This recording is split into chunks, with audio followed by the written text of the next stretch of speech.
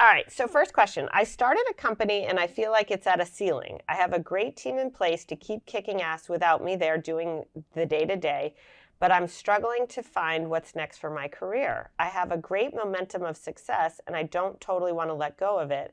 However, I want more in life and another challenge. Ooh, lucky you. This is amazing. So what I would say here is sometimes the ceiling hits you at a really weird time where you're like, technically, I should not be at my ceiling, but you feel like you have a ceiling above you. And really what that ceiling is, it's your own disinterest in what you're doing. Like this happened to me when I was the CMO of AOL. I like worked my entire fucking career to be a CMO. I was so proud. I got the business card. I was so happy. And then I was like, ugh, I'm bored. I don't want to be a CMO anymore. Sounds like you're going through the same thing, except it's your company, which is a little bit different, way bigger responsibility. You're entrenched far deeper into the business.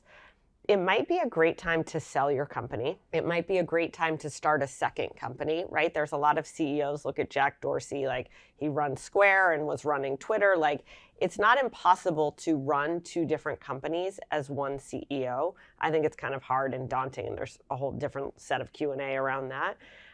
But I also think it might be the right time for you either to set a new extension or path to your company that you can lead and that's intellectually interesting to you, or it's time to sell the company and go figure out what your next adventure might be, or you might want to just create something on the side. I don't think it's good to be bored, and I don't think it's good to stand still. So finding something that moves you forward, whether it's within the company you have, it's the process of selling the company to someone else, or it's creating something adjacent to it, I think will give you that boost and the kick you need. All right, so our second question, how do you prepare to take the next step and find your passion or the thing that scares you? Look, I think you got to listen to your gut. Like the thing that scares you is right in here. Like it's not out there somewhere. You know what that thing is that scares you. Stephanie McMahon would say this to me all the time, which is the obstacle is the path. You know what the obstacle is. You know what that thing is that you can't get out of your head, that you can't let go, that you dream about, that you think about. That's your passion. That's the next step. That's the thing you want. Or maybe it's something in there that's holding you back from the thing you want. So you got to look inward. You got to listen to your gut. In terms of preparing yourself to take the next step, sometimes I think you just have to be like, fuck it, I'm going to go do it. Like you could prepare for weeks, for months, or for years. You're never going to take the jump. And sometimes you get caught up in the preparation because a lot of times what happens with preparation is it brings in worry, right? It's anticipating all the things that can go wrong.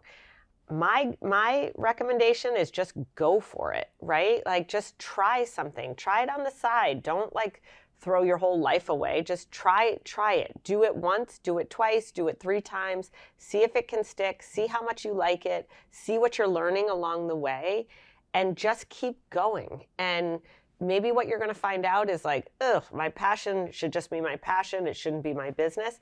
Or maybe what you find out is like, my life should take a totally different course. And I think both of those things are great answers because you're learning more about yourself and you're learning more about what you can do and you're trying to do those things. So I think sometimes the best way to do something is to not prepare for it and just do it. Third question, once you've taken advantage of an opportunity, what are your tips for maintaining that success and continuing to strive for your goals? Well, first of all, congratulations on taking advantage of the opportunity.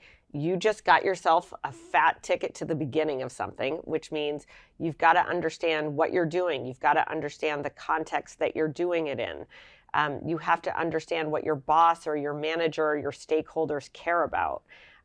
When you understand those things, you have to add the biggest thing to it, which is what are you interested in doing? Why did you take this opportunity? What do you want to get out of it?